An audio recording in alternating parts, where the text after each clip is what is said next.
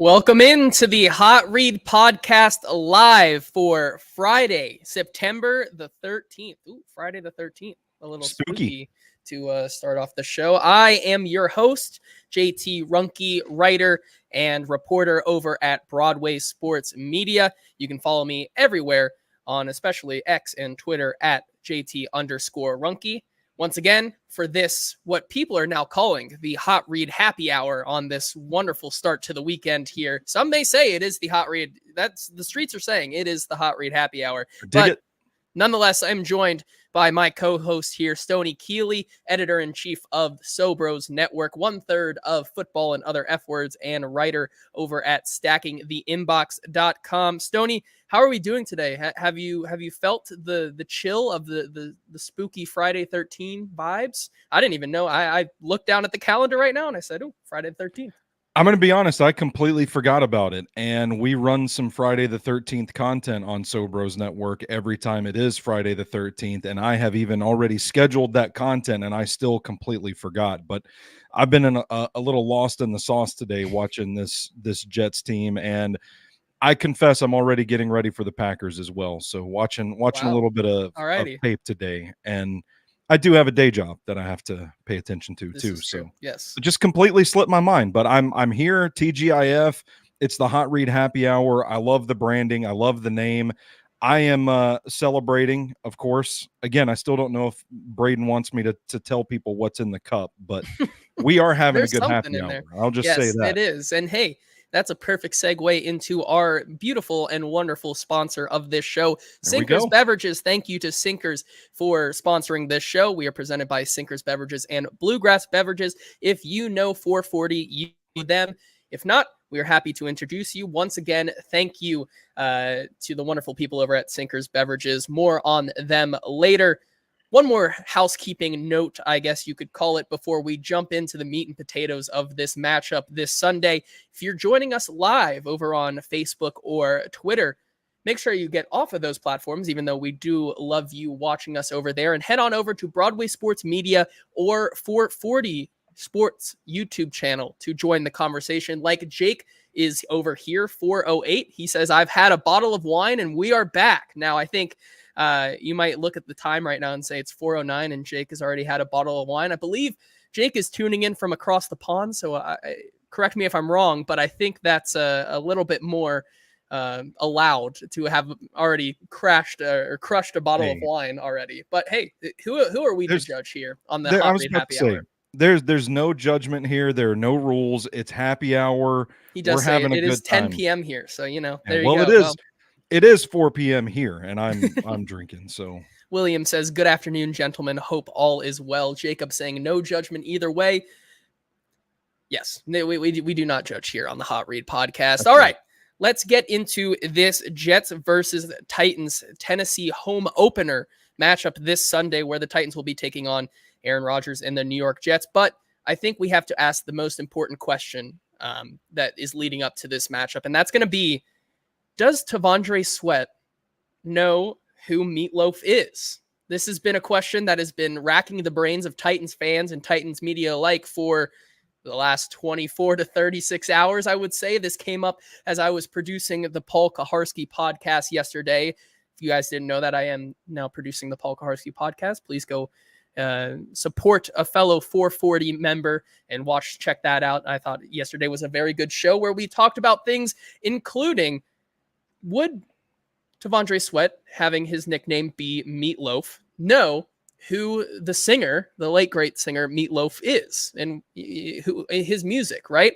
And Paul was asking maybe we could get a side-by-side comparison to show to T'Vondre maybe next week. And I said, hold my beer. Let me go cook up the greatest the hardest T'Vondre Sweat edit of all time. And that I did. If you want to go see it, I wish I had to show on the screen here. But if you did not see it, go on over to my Twitter at JT_Ruhnke for a full view of it. But out of nowhere today, Paul decided to print out that edit I made of him today and show T'Vondre Sweat. And so here is what T'Vondre Sweat had to say, thanks to credit to Paul Kaharski here. This is what he had to say on the matter. On the other side of that paper between you. You have no idea who that is? That guy's name is Meatloaf. There's a decent picture of it right there that you can see. There was a little bit more, but he kind of cropped it to get the big picture. But here's what T'Vondre Sweat has to say about the singer Meatloaf. He's a rock and roll star from the 70s and the 80s. Could call him the original Meatloaf. Yeah, he's not the original, but I was born in 01. So who's the original? No, Meatloaf? I don't know him. Me? Well, you can't be original if he was alive before you were and he was Meatloaf. Nobody don't really know that.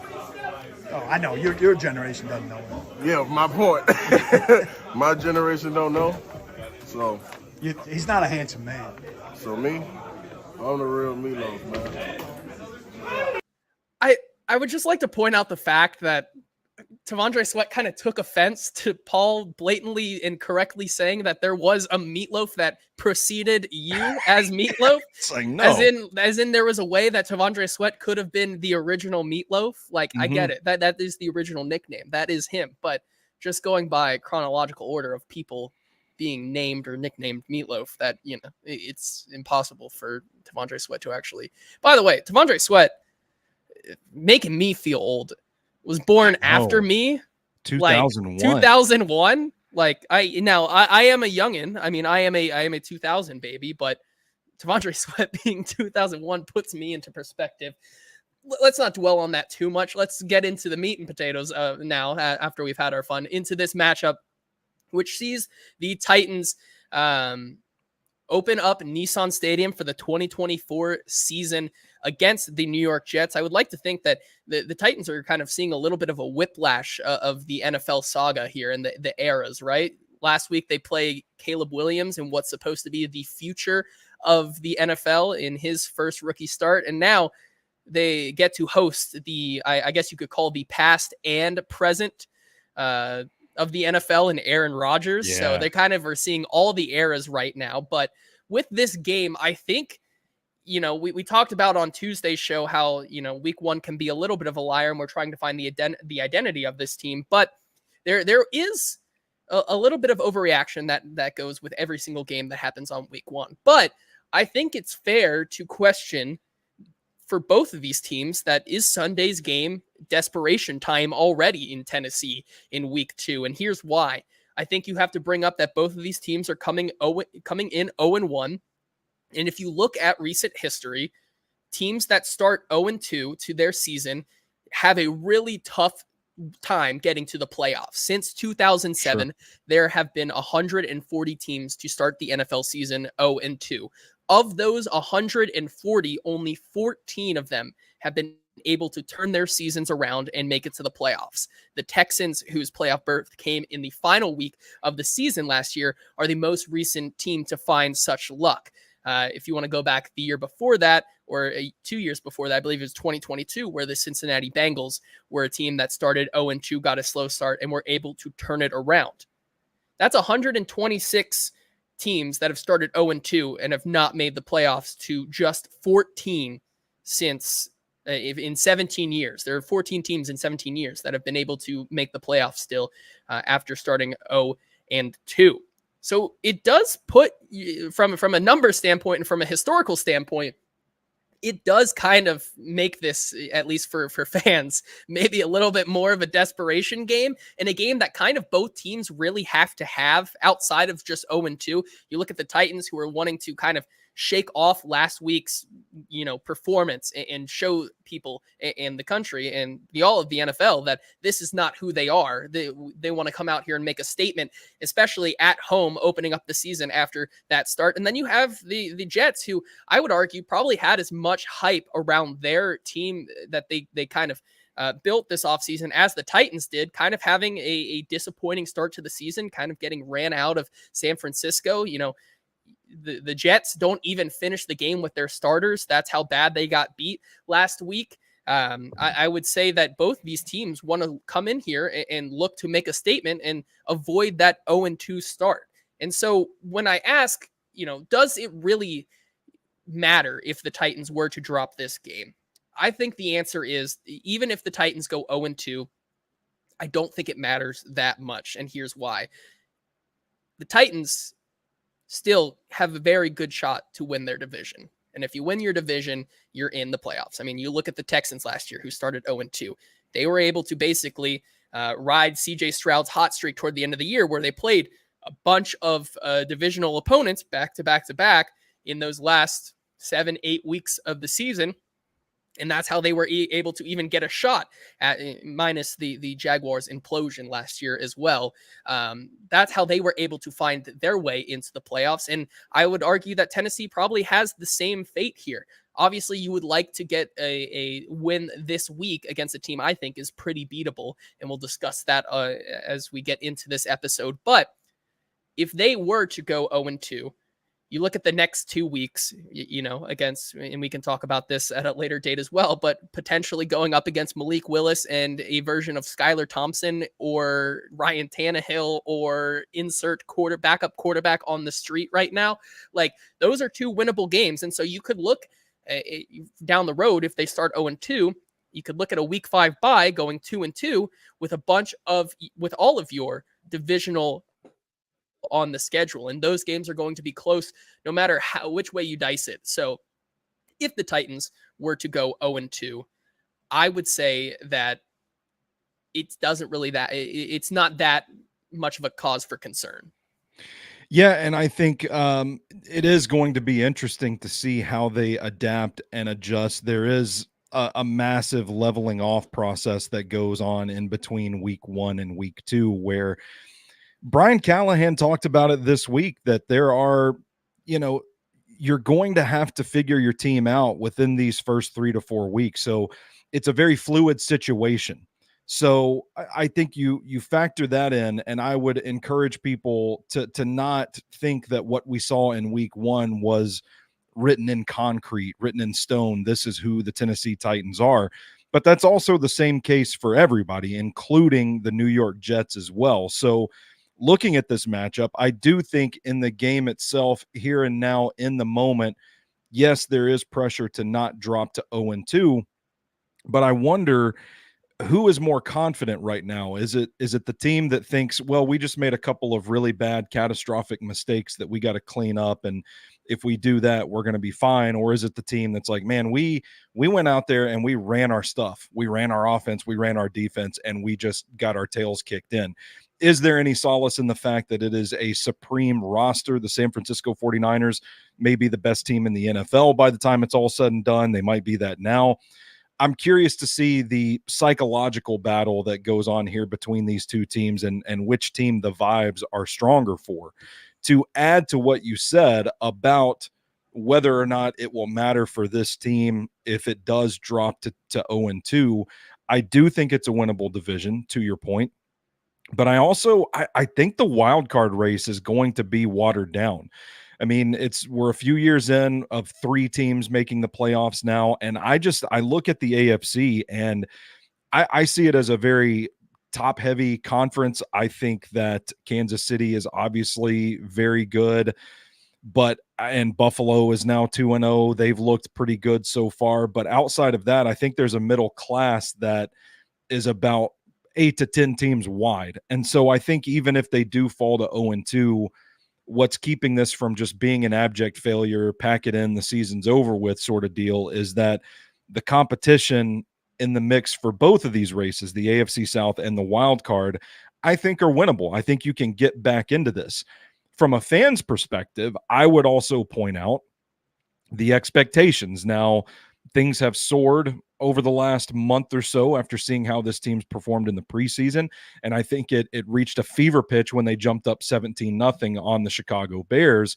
But I think we still need to put the perspective in place. This is a young team that is gelling together, that the head coach has talked about, like being surprised by some things they didn't do well in week 1. Still very much a work in progress. The offensive line definitely looks like a work in progress. And you have to think that if the expectations for this season were to just be competitive and to learn what you got in Will Levis, I think those goals are still on the table, whether you drop to 0-2 or not. So historically speaking, yes, it probably isn't a good thing for playoff odds, But when you do expand the scope of this statistic, looking at the number of teams, you're including a mass of history where only 6 teams got into the playoffs too. So the opportunity changes, the competition changes, and you hope that there are plenty of other teams in the NFL undergoing a similar sort of process, trying to get their feet beneath them right now. So I'm not sounding the alarm if they drop to 0-2, but I do think it presents a hole you have to dig out of, and you have to go win those next 2 games and get to the bye at 2-2 if you are going to be truly competitive this season. Yeah, and I think that's fair. You bring up a good point about a lot of those stats. They're, the expanded playoffs and whatnot. And like you said, it feels like this year there's more chance for divisions to cannibalize each other than maybe ever. And I think Marcus points out in the comments, he's shaking his head because Indy and Houston are better. I'll give you Houston for sure. Indianapolis, that would be more of a debate, but it's not a matter of teams just being better. I mean, we see you have to remember that in divisional battles, there's so much parity in those because of the heightened level that each team takes it to, right? I mean, you look all the time, the Commanders in the past couple of years have had the Eagles number, and those 2 teams are nowhere near being on the same page in terms of competitiveness. So I think, there's always a chance for divisional games to get weird, and they always do get weird. So that's more to my point of saying, the division is nowhere out of sight if the Titans do fall to 0-2. Paul also brings up a comment here, and he says it matters because they are not good enough to have to reel off a bunch of wins at the end of, I'm assuming that means at the end of the season. And I push back on that a little bit because you're kind of basing that off of what this team is now versus what the team will be at the end of the season when we think things start clicking. And I think this is something we've talked about on numerous shows throughout the entire offseason about the fact that this could be a slow starting team, but by week 7 or 8, you start to see that offensive line click. You start to see the connection between Will Levis and DeAndre Hopkins and Calvin Ridley. The defense already looks like it's in sync, and if they can continue to play at that kind of level, I think you could see them kind of be consistent in that way. So, as much as they aren't good enough right now, I think there's a world where things start to really click for this team down the stretch where you could see them kind of reel off a bunch of wins. Yeah, I think the problem with that is that I do think that if we're talking about where this team is at right now, I do think Paul's right. I think in this current iteration, I don't think they're good enough to rattle off a bunch of wins, but it's an optimistic take, JT, to assume, to think like, hey, we are going to get there by the end of the year. I'm just more on the side of I'm a little more skeptic. Like I got to see it to believe it. Let's start showing some signs.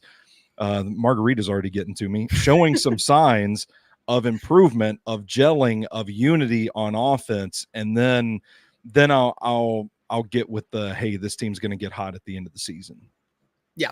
That is true. But let's talk about a way that the Titans could not start 0-2, and that's by winning this game this Sunday against the New York Jets. And so what exactly would have to happen this weekend for the Titans to take this game over the New York Jets? And I think the most obvious answer is that it starts with the quarterback, Will Levis. Will Levis needs to stop doing the dumb stuff that kills your team. And I think that comes with Will Levis's pocket presence, his handling of the pressure and the looks that the Jets are going to throw at him. I think there was a very interesting comment early on in the week already, this week preparing for this game, in which the New York Jets edge Jermaine Johnson had this comment to say about Will Levis. Jermaine Johnson says he's a talented athlete and can throw the ball pretty well. But just watching film and just understanding some things about him, especially when he comes out, he's one of those guys that when things aren't going his way, he kind of can panic a little early on. It's a shot across the bow here from the Jets. I don't think he's necessarily wrong. I think that you saw the tendencies there in that game down the stretch for sure. Once Chicago adjusted themselves in that game, you started to see Will Levis both not handle the pressure well and also, which we'll get to, kind of revert to some of those tendencies that we saw Will Levis kind of have last season. And I think that's the biggest thing. If Will Levis can handle that pressure, not only Will Levis, but the offensive line, if they can look better and they can handle the pressure and give Will Levis more time to operate that offense, which an offense, by the way, that I believe I saw this stat earlier this week, an offense where Will Levis was throwing to his first read 78% of the time in that game, top 5 in the league. If that's something that they can continue to get him, designing these looks for him that move the chains instead of having him kind of have to make the plays on his own. I think that's where you start to see him. And before we continue with this conversation about Will Levis, let's hear from his offensive coordinator on these comments that Jermaine Johnson had. We asked Nick Holtz this week if he had seen these comments and his take on Will Levis maybe panicking when the pressure comes.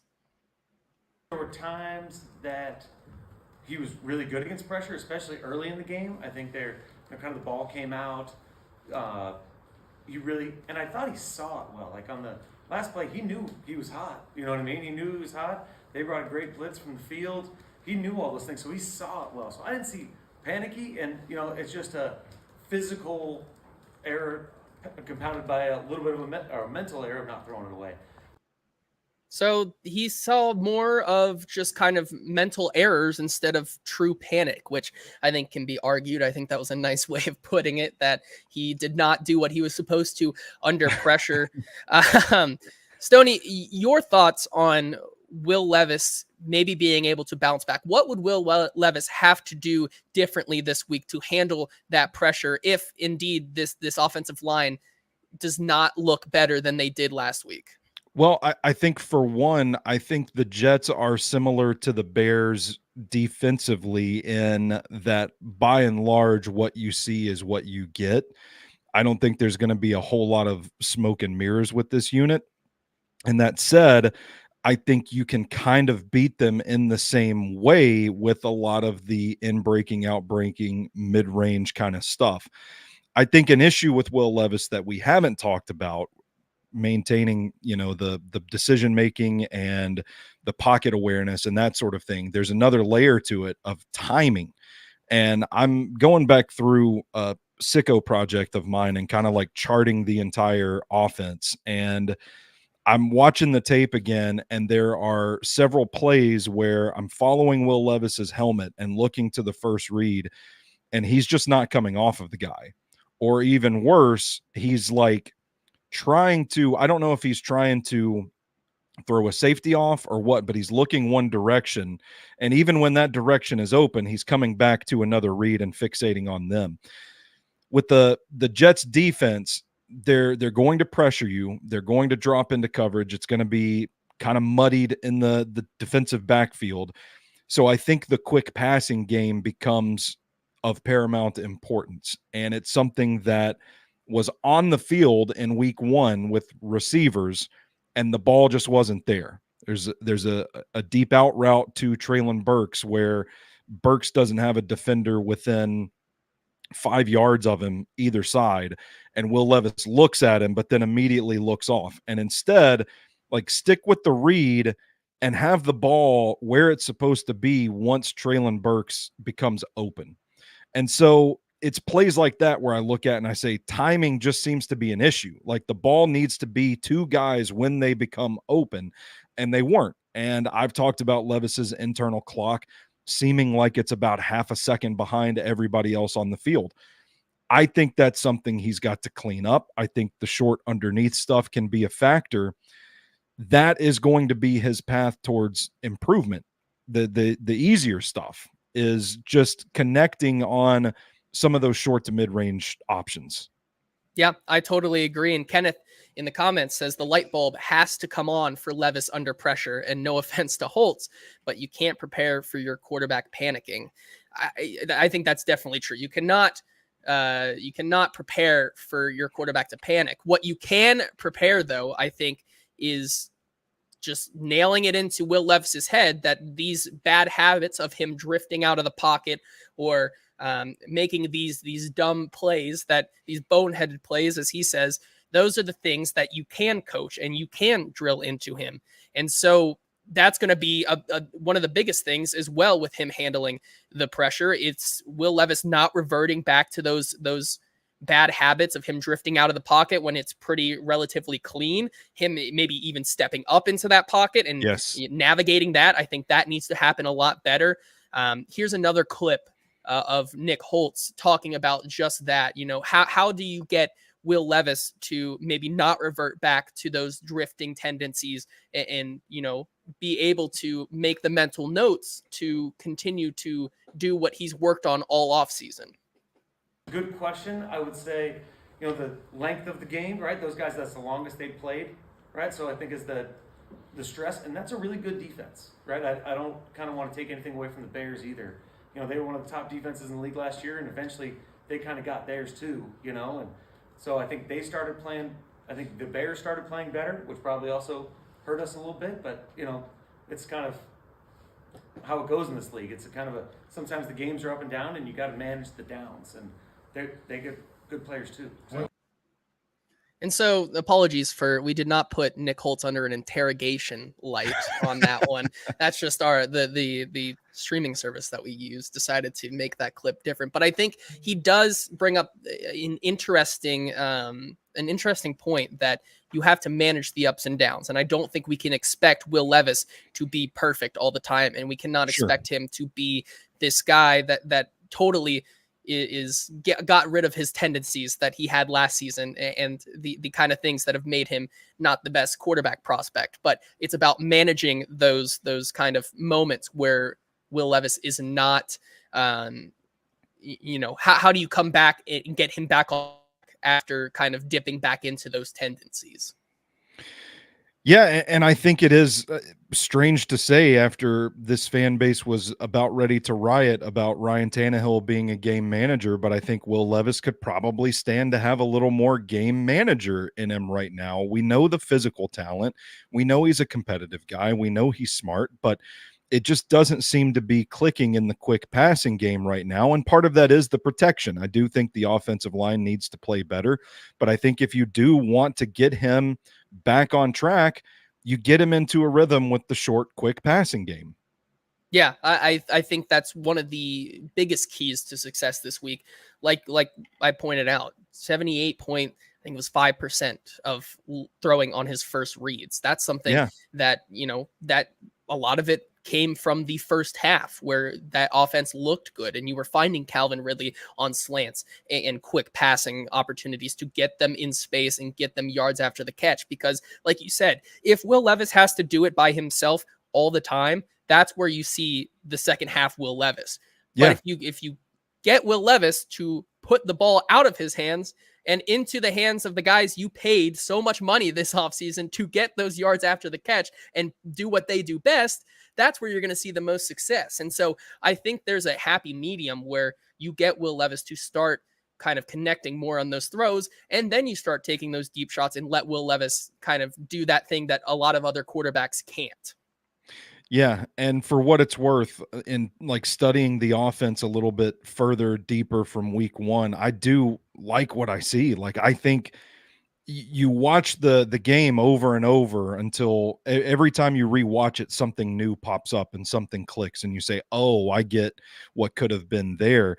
And every time I rewatched it, I found something new, and I thought, man, if they're hitting on some of these plays and Levis kind of becomes the quarterback that we think he can, or I should say that they need him to be, then I think this offense could be really successful. But you've got to find those moments, and it does the offense no good if you can't get the ball, like you said, to these guys that you brought in specifically to get the passing game going. Yeah, I agree on that point. Jacob brings up an interesting comment here. He says, JT Stoney, I'm curious what you think about Nick Holtz as a coach. Do the players respond to him? Does it matter with it being Callahan's offense? I think this is a very interesting question. And what I can tell you from my point of view and my experience is that I think Nick Holtz is a very, very smart person. I think he knows what he's talking about. I think where you get the biggest benefactor of having a Nick Holtz is probably in the classroom, in those meeting rooms that we just don't have access to. I think that's where he probably shines.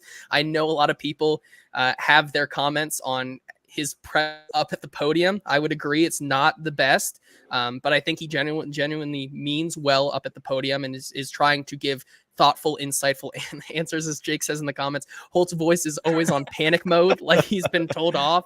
I think he's got so many thoughts racing through there, trying not to say the wrong thing as well. So I think that's kind of the side that a lot of Titans fans see is him at the podium, him as a teacher, and him on the practice field, I think is a totally different person. And so I think, even though this is Callahan's offense, I think you could call Nick Holtz. I know this offseason when he got hired, we talked about him as a jag, just a guy, and that's what it really felt like. I think it's kind of turned into him being the liaison between Brian Callahan and the players, being that guy who can help with the install and help these players understand what Brian Callahan is trying to scheme up and what he's trying to do. I think, then again, Zach in the comments here saying, I've heard that if you turn the lights off, light a candle, and say Nick Holtz 3 times in a bathroom mirror, he will show up at the foot of your bed. Is that true? I do not know. I'll try it tonight. We should Friday the 13th. There is no better time to try the spooky Nick Holtz ritual than a night like tonight. Another key to this game, Will Levis is probably the biggest one, but I think one of the biggest things that could help the Titans this week is a healthier and more present DeAndre Hopkins. And that's something that we heard all week this week, that DeAndre was getting back to more of a 100% workload, being more involved. And I think that's one of the biggest reasons why the Titans offense was not able to be so successful on Sunday. It's because they didn't have they had the threat of DeAndre Hopkins, but everybody and their mother knew that he was not going to be that involved and that effective in that game. And so I believe that this week we definitely are going to get a better version of DeAndre Hopkins that's more involved. I know on Sunday he played 17 snaps and only ran 9 routes. That's not nearly enough from what you want from a DeAndre Hopkins. That's not a presence that you can work with. And so I think we've heard from everyone this week that DeAndre Hopkins is looking to get more of a full workload this week, and more than just start the game and get 1 receptions to keep his kind of meaningful / meaningless at the same time consecutive reception streak alive. Your thoughts on DeAndre Hopkins' impact that he could have in this game this Sunday? Well, I brought up the Treylon Burks play a few minutes ago for a specific reason, because I wanted to call back to it when we did talk about DeAndre Hopkins. When Burks runs that play and he gets opened, as I described earlier, part of me wondered if Levis did not throw the ball because of not the same chemistry that he had with DeAndre Hopkins. And we know what we've learned over the summer, and I think it held true on the tape as well, is that Burks was going to play in that X spot and serve as Hopkins' backup. So then I'm running through that play and I'm thinking, okay, well, in a perfect world, Hopkins probably would have been outside in that spot. He would have been running that out route down the field. If Burks is open, that ain't no damn way Hopkins can't get open in the same situation. So it did make me wonder, like, if Hopkins is in that role, does Levis throw that ball, and is it like a 25-yard gain? So I think that is where you could see a potential for massive improvement in the passing game, is that Levis does have that built-in trust and that chemistry with DeAndre Hopkins, like we talked about dating back to last season. If he is a little more willing and a little more decisive in throwing the ball and getting rid of it quicker, if he has that built-in trust with the guy. And to me, that's where DeAndre Hopkins' presence could make the biggest impact, is in efficiently getting the quick passing game going and being where he's supposed to be, and Levis having the trust in him to just throw the ball. Yeah, and we talked to Nick Holtz as well on the impact that DeAndre Hopkins can have in this game. Here's what he had to say at his press availability. I think there was we went into him as the week went on, as he started getting himself, because he missed pretty much all of training camp, so we didn't want to just throw him out there and let him go, and so we talked to him kind of on Friday and on Saturday about, hey, we're going to get you between right around 15 snaps, which is what it ended up being. And I think there were some things where you could really see he looked just fine and those kind of things. And I also think he's got a little bit of gravity to him. You see him out there, and you know that's DeAndre Hopkins out there, and he can, make some plays. So he does garner attention still, and he's been practicing more this week, and we're gonna keep ramping him up as we go. So that is Nick Holtz on DeAndre Hopkins and the role that he can play in this game this week. I think there's no doubt in my mind that DeAndre Hopkins can bring a new element to this passing attack and for specifically to draw a demand here for this Titans team. Instead of last week just kind of being out there, I think DeAndre Hopkins, after kind of practicing all week, and spoiler alert, but the Titans have no injury designations for any of their players this week. Maybe the first time. You might have just been jump scared by me saying that. But DeAndre Hopkins, considering himself fully able to go this week, I think you're going to see, if the Jets buy that, I think they're going to have to command a little bit more attention to him. And it's as good as it's maybe even a better secondary than Chicago has, if not the same level there. And so I think they're going to have to demand attention to DeAndre Hopkins, which is something that really didn't have to happen last week. Yeah, I would agree. And I do think if we are to glean anything from week one, it will be that they will ease DeAndre Hopkins into the game, because Brian Callahan talked about trying to kind of ease into the offense last week and getting the new playmakers, the new offensive linemen acclimated to the speed of the game. So I do think that we will, get better and better with each week as it goes with DeAndre Hopkins. Yeah, I agree. The final key to victory here in success for the Titans against the Jets, at least on the offensive side of the ball, I think this is a very interesting discussion, is the tight end usage for this team going into Sunday. We got some interesting stats courtesy of our friend is yet another third of football and other F words with you. He tweeted out earlier today something I thought was very, very interesting. And his tweet read, according to Sumner Sports, the Titans offense ran the 5th highest rate of 11 personnel, 81.2% out of 11 personnel, something I think both of us were not expecting. I think we're expecting a little bit more of a healthy share between 11 and 12 personnel based on what we've seen in the offseason. But when they did run out of 11 personnel, they had the 30th ranked EPA per play on 11 personnel, which was a negative 0.36. Definitely not something you can have if you're running a lot of, especially with Will Levis at the helm, not the EPA that you can play. That you can that just does not play in this league for sure. But if you look at the next highest usage on the team, it was in 12 personnel. It was only the 26th highest rate, which was only 10.9%. So stark contrast here between 11 personnel and 12 personnel this week. However, when they did run out of 12 personnel, they had the 5th highest EPA per play, plus 0.27.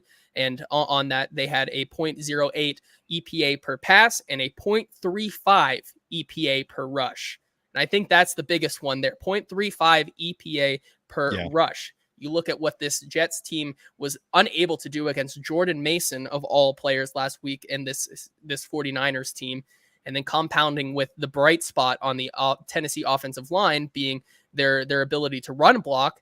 You kind of can see the connection there of where this team might go this weekend in terms of kind of increasing their usage of 12 personnel and trying to beat this Jets team by running the ball efficiently and effectively.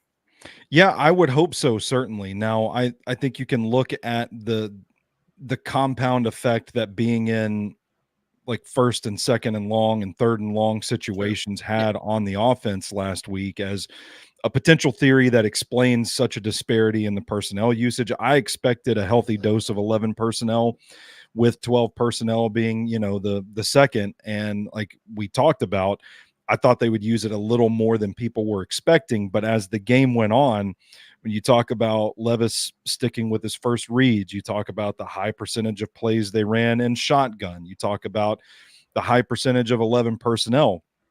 They were in these long yardage situations where they had to pass the ball, and it just crapped down on top of them. How one-dimensional it made them, predictable. They couldn't get anything going. They're routinely behind the sticks. And I think that could explain, I would expect that to be a little more balanced moving forward. But it's something that you and I have talked about this summer, JT, is that you look at the personnel that they have on offense, and it looks to me like, hey, you guys are set up pretty good to do some stuff out of 12 personnel.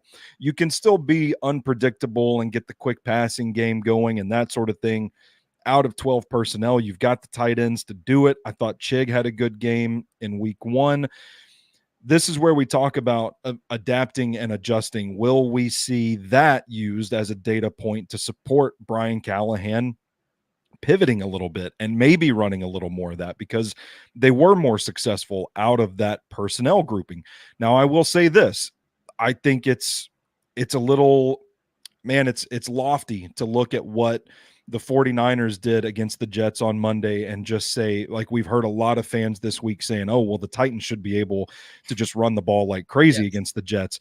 I mean, the 49ers were able to sustain drives. They had an impeccable offensive line performance in a season when people were uncertain about the 49ers offensive line. They just go draft Dominic Pooney and follow him for touchdowns for days. You know, the talent around them is superb. The play calling, they ran a little more zone. They ran some 21 personnel. They've got Kyle Juszczyk. The Titans don't have a Kyle Juszczyk. The 49ers, from a personnel and scheme standpoint, looked tailor-made to run through the Jets. And the lack of depth along the Jets defensive line, I think they got some players there. It's not a knock on the Jets, but the lack of depth there showed up as the Niners sustained more drives, and they just wore those guys down. And it was just like the inverse of what we're talking about for the Titans offense happened for the 49ers. They were just, the longer the game went, they got stronger, they got better, they got more dominant. And I don't think that the Titans are necessarily built similarly to do that against the Jets. I think they could stand to lean more into the 12 personnel, and I think they could stand to run a little more zone and leverage the vision of Tony Pollard and Tyjae Spears in finding those cutback lanes. So I think this is probably one of the bigger keys to me is, does Brian Callahan make that adjustment to do some things differently in the run game?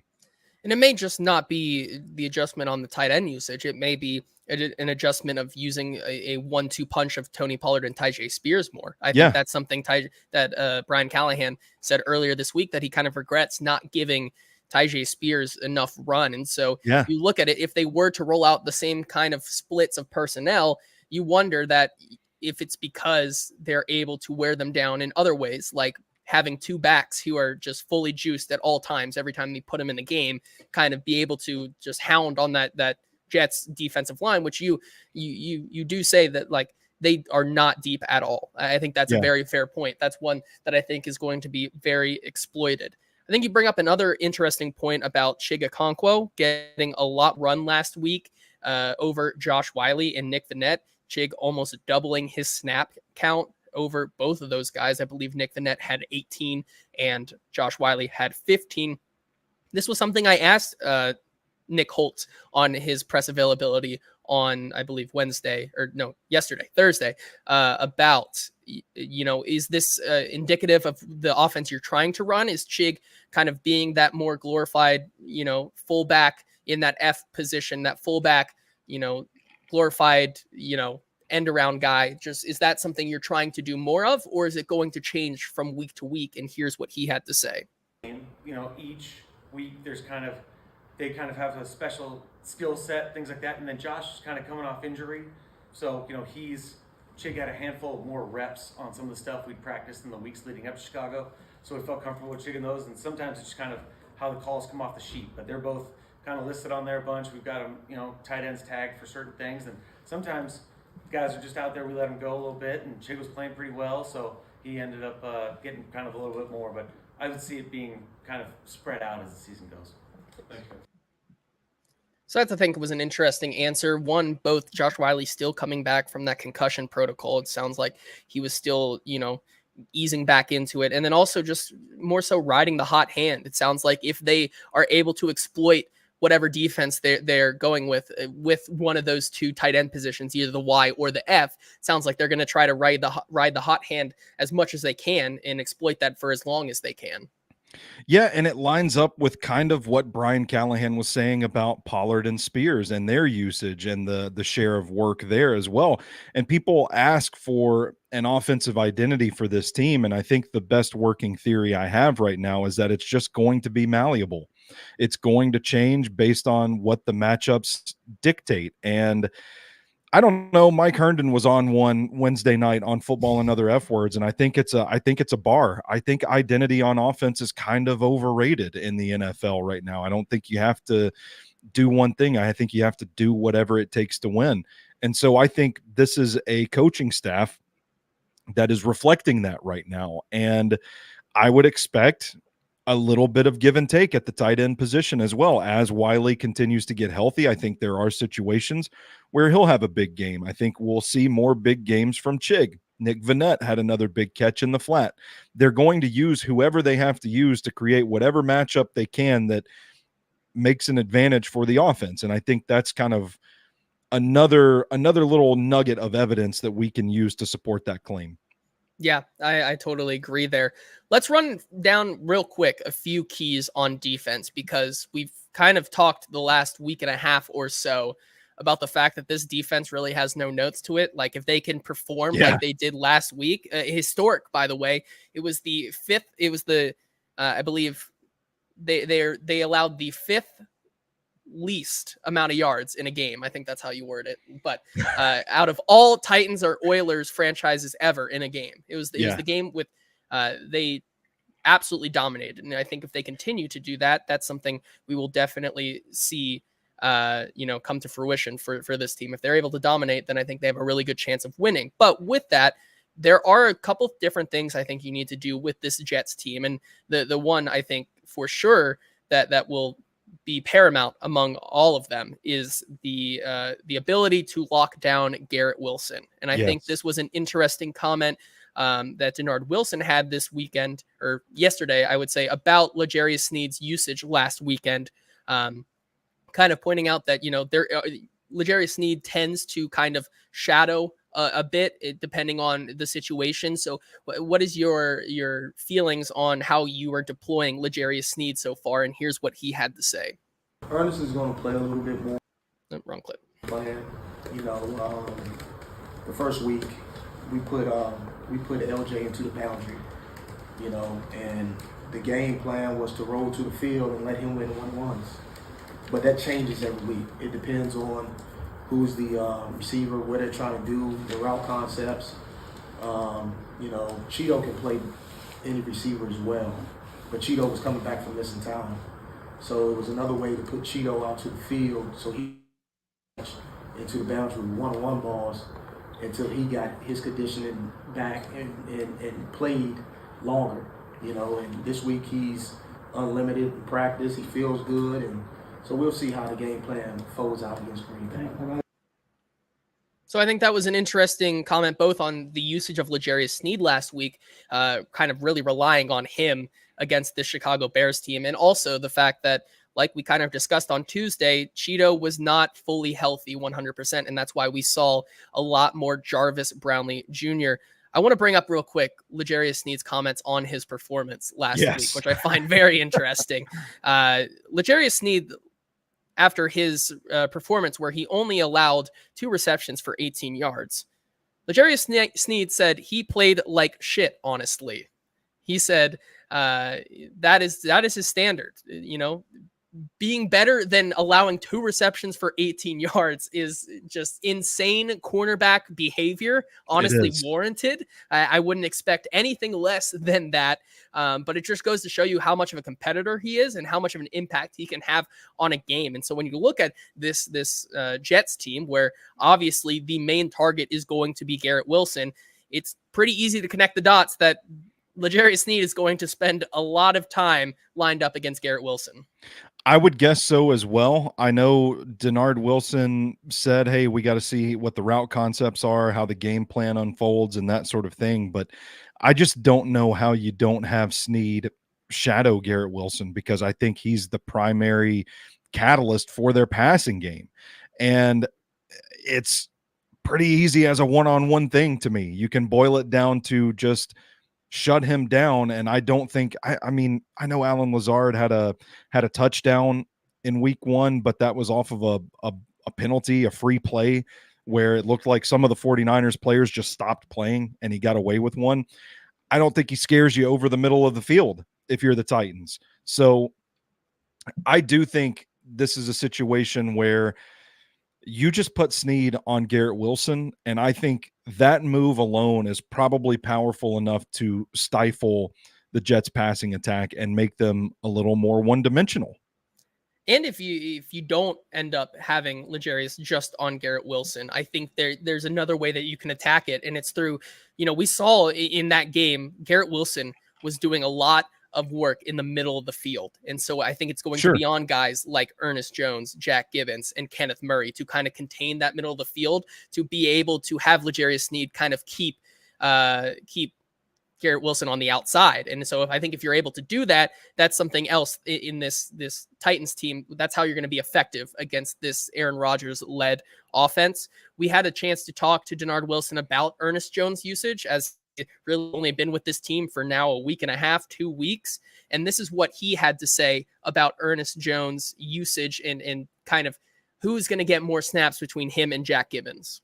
Ernest is going to play a little bit more, but all 3 linebackers are going to play. Very happy with all 3 linebackers. But, it was first time Ernest out. We got him a week before, week before the first game, getting feel, he's getting a feel for us, getting a feel for the defense. The one thing about Ernest is when you saw him, he didn't miss a beat. And when Ernest comes downhill, he is heavy. And he's very instinctual. So we love where he's at, and he's getting more comfortable. And, as he gets more comfortable, the more he can play. The last thing we'll talk about on the defense here, Zach chimed in the comments as well, asking a question saying, do you all expect Jamal Adams to equal more dime? And if so, who comes off? Or is he just a backup safety right now? Another guy who we can talk about real quick, Jamal Adams, playing his first game as a Titan, looking apparently fully healthy, as in, once again, pause for the jump scare. Apologies to all of you. The Titans have no injury designation this weekend, which is a good sign. That means Jamal Adams will at least play in some capacity. Zach says he'd personally take Arden Key off for what it's worth. 2 D linemen, 1 edge and Landry, 2 inside linebackers, and 6 defensive backs. Stoney, your opinions on that? Well, I think if your faith level is high in Ernest Jones IV, and he is one of those 2 linebackers alongside Kenneth Murray, I agree with Zach. I think if you're still trying to ease Jones in, which I don't know that they are, I'm just guessing based off of his usage in week 1. If Jack Gibbons is that linebacker, I think I probably take Jack Gibbons off of the field and keep Arden Key on. But I do, man, it's hard to say, because I wouldn't be surprised to see them just kind of keep Jamal Adams in a reserve role this week. Like we've talked about them having a tendency to ease guys in. He talked about easing Cheeto back into action. They eased DeAndre Hopkins back into action. The new offense, they're calling plays a little conservatively to start with, to ease guys into the action. Kind of makes me think they're going to ease Jamal Adams into the action. So I don't know. At full vision, I think he is that dime linebacker role, and I don't have a problem with them taking Arden Key off the field. I didn't think he was really productive at all outside of the pass that he batted down that should have been an interception. Didn't really feel a whole lot from Arden Key in week 1. And I think Murray and Jones together, man, we saw flashes of it. I mean, pour one out for Chicago center. Pour one out. Rest in peace to whoever the Bears center was last week when Ernest Jones just completely blew him up. I think as those 2 continue to play together, they're going to develop into quite the feisty linebacking duo, and I don't really want to mess that up. So I'm with Zach. I'd rather take Arden Key off the field and put Jamal Adams in. Yeah, I agree. And hey, if you are hanging out with us here on the Hot Read Podcast happy hour that is almost about to go over that hour mark, we're going to keep the party rolling here, as Jimmy in the comments clearly is having himself Jimmy's time, here saying fellas in all capitals. But hey, you know how you can keep the party going? By heading on down to one of our wonderful sponsors here, Sinkers Beverages, who have been serving East Nashville for over 4 decades. They are a 3-time Best of Nashville Liquor Store of the Year. If you're interested in joining their in-crowd for special benefits, allocations, and events, you can do so. They offer you unique tastings, special events where you can enter to win raffles for really nice spirits in some of their specials there. And you also join their in-crowd email to get notifications when they get new things in. For all of your beer, wine, and spirit needs, they are the place to be. Follow them on all their socials at SinkersBev, and search Sinkers on Uber Eats and have the booze delivered to your house.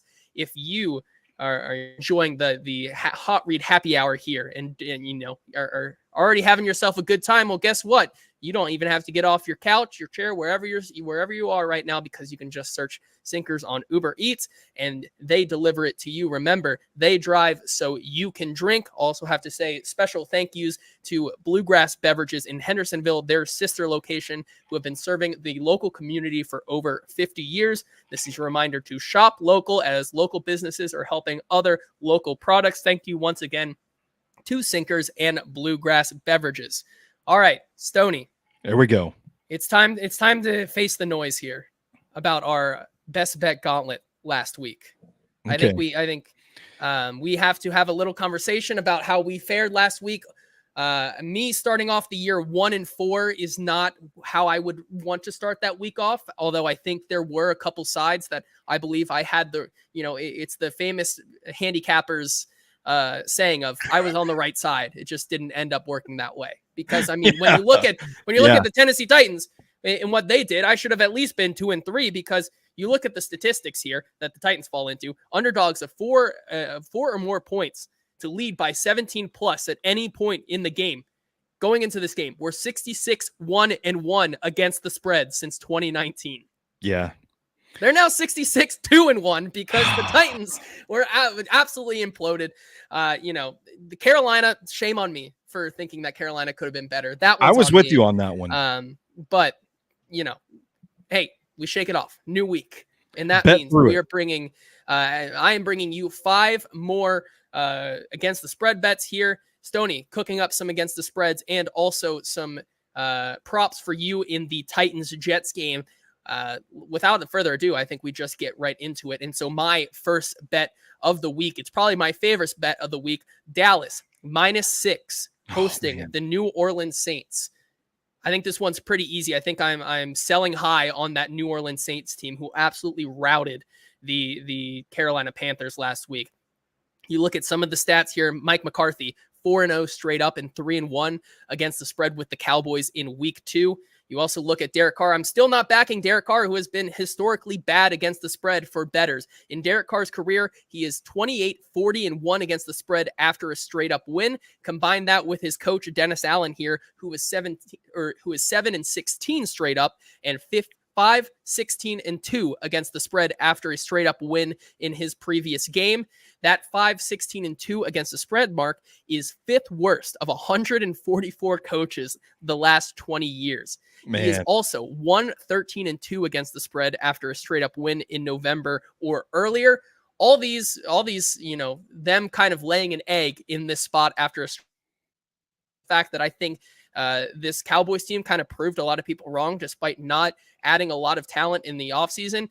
The guys they brought in between Marshawn Nealon, Tyler Guyton on that offensive line, they didn't really have to go out and get guys because they found gems in the draft. This team looks to have a defense again that is just going to stifle a lot of opponents.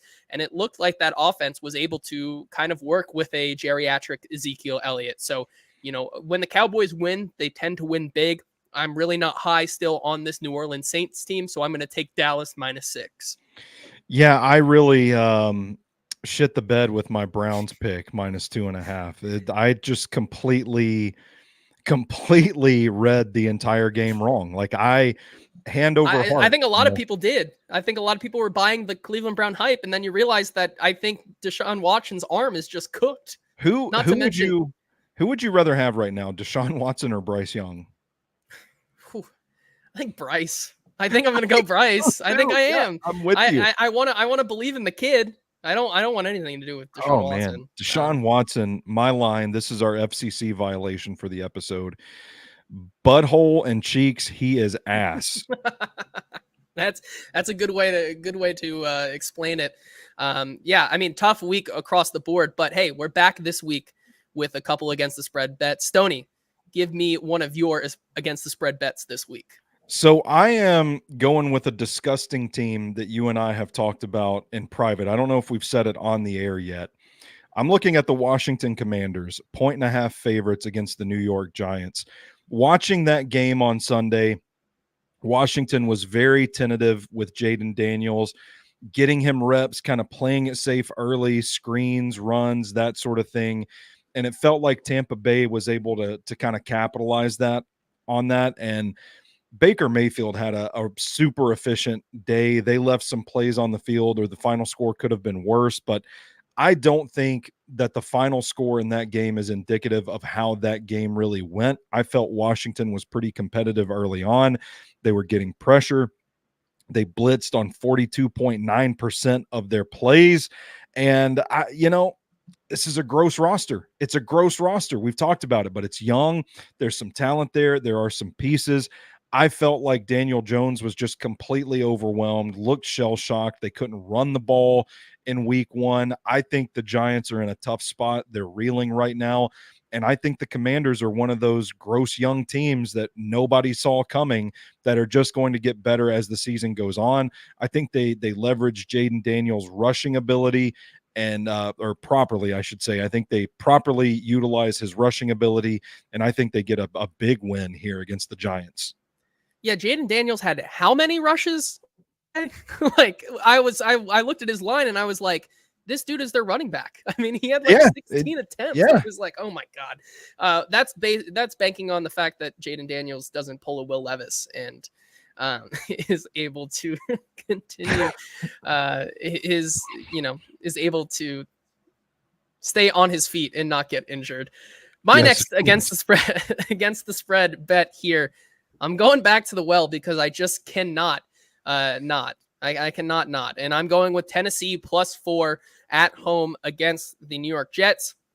I think there's a couple. We just spent 50 minutes on how the Titans could win this game, but a couple other statistics here that could show why the New York Jets could be in for a slow start. First of all, the Titans teams to blow a 10+ point lead in week one are 29-17 straight up and 28-17-1 against the spread in week two since 1990. Teams who have that embarrassing loss in week one tend to bounce back pretty well. And then the New York Jets were a road team on Monday Night Football in week one. And now they are on the road yet again. Teams coming off Monday Night Football on the road and having to play on the road again are 12-21 straight up, 13-20 against the spread over the last decade. I think both teams could start slow once again in this game. However, I think because of that, the Jets could see themselves on a short week start a little bit slower than the Titans. So I'm backing the home dogs this week to cover here, Tennessee +4. Good for you, JT. I hope you're right. I hope that works out. I hope so, because if not, the Titans are just going to blow a hole in my wallet at this point. I mean, oh my God, I'm following all the statistics. I'm betting the Titans, if they continue to be a statistical anomaly, I might just continue to bet it just because we're witnessing history here. Yeah, if nothing else. I kind of like it. It's like the reverse David Shaw Stanford run. Do you remember that like a few years ago where it's like if you had just bet even money on Stanford every week for like 18 weeks straight, you would have had $100,000 or something. It's like the inverse of that. Yeah. So I'm going to the Pittsburgh-Denver matchup, and I'm going to take the Steelers at 2.5, another gross team. I've got a theme of going with gross teams here, but I like the way that they play defense. I'm a believer in Bo Nix, and I don't see him getting it figured out in week two. The Steelers are kind of grimy, kind of nasty. They've got the offensive line to withstand Denver's high pressure rate. I think this is going to be a comfortable win on the road for the Steelers. I don't hate that one there. I think this Steelers team showed us a lot more promise. I think Justin Fields looked pretty good. This Broncos team, I think they had a chance to win that game, but once again, I think it's really you ride and die, and you just really don't know what you're going to get there. And TJ Watt, I think, is going to have an absolute field day with that Broncos offensive line for sure. My next bet here on the best bet gauntlet, going with the LA Rams, who are 1-point underdogs headed to Arizona. This one for me, this is a no-brainer for me. I'm surprised that they're underdogs, even though they're on the road. When you just look at Sean McVay and this Rams team history against this Arizona Cardinals team, no matter who the quarterback is, no matter who the regime is, McVay has gone 27-17-1 against the spread in his career against divisional opponents. But when you break it down team by team, McVay against the Arizona Cardinals has gone 12-2-1 against the spread. On the opposite side, you have Kyler Murray, who has faced the Rams 9 times in his career, is 1-8 straight up, 1-7-1 against the spread against them. He's lost 4 consecutive games straight up and against the spread dating back to 2021. As much as the Rams are the better team, even without Puka Nacua. I like their defense. I like what Sean McVay is able to do against Kyler Murray, which is really get after him and cause him some trouble. And I see no reason why the Rams couldn't do that again this week. So with that, I'm taking LA +1, who I think are going to win pretty comfortably this week. That Cardinals team, though, that's the other roster that you and I have talked about in private. This is true, but then again, kind of disgusting here. Then again, I mean, the Marvin Harrison Jr. apparently can't run faster than 15 miles per hour, I guess. So that's true. If that's what you believe. Kenneth says, "Careful, JT. Rams are decimated by injuries." I'm banking on Sean McVay's magic. This is a generational run that he's on against the Arizona Cardinals, and for what it's worth, Kyler Murray, I mean, being 1-8 all time against this team, I think this Rams team just has something against him. I'm going to go with another disgusting matchup. We're going to go to Bucks Lions, and I am going to take Tampa Bay at +7.5 to keep it within a touchdown here. Lions coming off an emotional game Sunday night against these very Rams that we're talking about. Listen, Tampa Bay had a pretty clean game against Washington in week 1, highly efficient. I talked about Baker Mayfield, 4 touchdown passes, left some plays on the field. Jalen McMillan looks like he's going to be a factor for that offense. There were a couple of plays that would have made that final score worse had Mayfield been able to connect with McMillan on. I think their defensive line is really good, a good run stopping D line. This is going to be a fun matchup against that Detroit offensive line. But I think the efficiency on offense, the defensive line, keeping them in the game, I think this is going to be a lot tighter than what people are expecting. And I'm kind of buying the Bucks this year. Hey, I don't hate it. I think that's going to be a closer matchup than people think. I think as much as people love to see the Lions blow the doors off of people, this Bucks defense, I don't think gets enough credit. So I don't hate that one at all.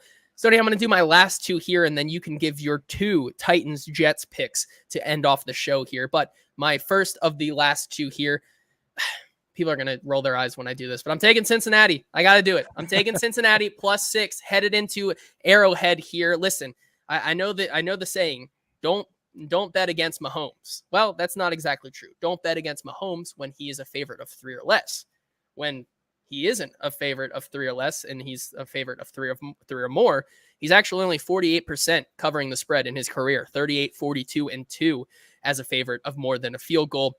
Also, we've seen with the Bengals performance this week and T. Higgins not being able to play this week, most likely, we've seen this line grow from where it was, I think, around 3.5 to now 6. Mahomes is just 10, 13, and 2 against the spread career when the line moves 2 or more points in his favor. Underdog of 4 or more points. Joe Burrow has been excellent in his career, 10 and 2 against the spread when he plays as that big of a dog. And Jamar Chase is also healthy in the lineup. He is 4-1 4-1 straight up and 5-0 against the spread. I'm not buying this narrative, as Kenneth puts in the comments here, that Joe Burrow's arm is absolutely cooked. I don't believe that outside of the things that we've seen. The water bottle gate is silly, and I hate it, and we need to stop it. And you know what? I do think that if all else fails on the offense, the one constant in these Bengals Kansas City matchups is that Lou Anarumo has been able to kind of scheme up his defense to be able to stop Patrick Mahomes. So give me the Bungles here +6. And then with that, you had thoughts on that? Well, I just want to say, JT, I don't know. Like the Bengals just haven't looked the same ever since they lost Brian Callahan. That is also true. Maybe the Brian Callahan was the friends we made along the way, and that's the missing piece here. With my final pick here on the best bet gauntlet this week, I'm going with San Francisco -5 headed to Minnesota here. Pretty simple one. I'm also selling pretty high on this Vikings team. When you look at the stats last week, and I believe it was the EPA per play stats, and you see in a big blob, Mahomes, Darnold, and Derek Carr, there's going to be outliers in that. Two of these things is not like the other one. That is for sure. And that's the two teams I'm selling high on against this week. If you just look at the stats, Sam Darnold is 8-11-1 against the spread, coming off a straight up win in his career, including 1-5 against the spread in his last 6 here. And Shanahan has been very, very impressive in this spot. In true road games, Shanahan is 8-2 against the spread with the 49ers on short rest, covering the spread by 7.3 points per game. Christian McCaffrey or not, I think this San Francisco team saw that this week that they can absolutely run over you no matter what. And I really don't think that matters too much. I'm taking them at 5 to win by a touchdown. I also just think, with no Jordan Addison, this San Francisco defense is going to have a little bit better time kind of containing Justin Jefferson this week. So I like the 49ers to go start the year 2-0 and win big here in Minnesota. JT, you could have put this number at 20 and I probably still would have bet on the 49ers to cover. Maybe that's your long play of the week. Like just go -14.5 or something. Yeah, alternative spread. Yeah, there you go. Stoney, you have 2 Titans props this week for their game against the Jets. Let's hear them and your reasoning why. Yeah, so first I'm going to go with Will Levis over 10.5 rushing yards in this game. I thought Brock Purdy made a couple of good plays with his legs on Monday night against this Jets defense. They had a couple of boots designed for him that he got out in the open field and saw there was nobody there, so he just took off running and picked up some yardage. So I think between that vulnerability, maybe Levis using his wiggle, his rushing ability in space, and the design runs, we saw one of those against the Bears on Sunday. I think 10.5 yards is an easy bar for Levis to clear. And then I'm gonna roll with the Tony Pollard anytime touchdown. He is the best player on offense right now, the most productive player on offense right now. I think something we talked about earlier in the show, kind of leaning into the run game a little more 12 personnel, maybe sprinkle some of that 21 personnel in there too. Then you're cooking up something. But I think Pollard is a decisive, hard runner. I think there's going to be opportunities for him to make plays on Sunday, and I think he probably is their most reliable option to score, which I do think they'll do against the Jets. So I'm riding the Tony Pollard wave. Let's give me that Tony Pollard ATD. There you go. There you have it. So recapping all of our bets for this weekend slate, my 5 against the spread picks here going Dallas -6, Tennessee, the statistical anomaly that they are, +4, the Rams +1, Cincinnati +6, and San Francisco -5. That is 3 underdogs, 2 favorites this week. Stoney, you're against the spread picks going Washington -1.5, Pittsburgh -2.5, and Tampa Bay +7.5. 2 favorites, 1 underdog. And then maybe we call it Stoney Keeley's keys to the game this week. Will Levis over 10.5 rushing yards and a Tony Pollard anytime touchdown. I think that's a pretty good slate there. Slap it up there. Put my name in lights. Slap it up there. Put your name in lights. Hey, that's going to do it for our show today. Once again, rambling on about the Titans for so long that we end up going over an hour. Who could have guessed that? It's easy to do. Yeah. Yes, but that is going to do it for us today. Once again, a big thank you to our sponsors, Sinkers Beverages and Bluegrass Beverages, their sister location, Sinkers in East, Bluegrass in Hendersonville. Thank you to them once again. Check them out on Uber Eats. Look up Sinkers Beverages in Uber Eats and check them out on all of social media platforms at Sinkers Bevs. Stoney, this is going to be an interesting game this weekend. Can't wait to talk about it on Tuesday's episode when we return. Until then, have a good weekend.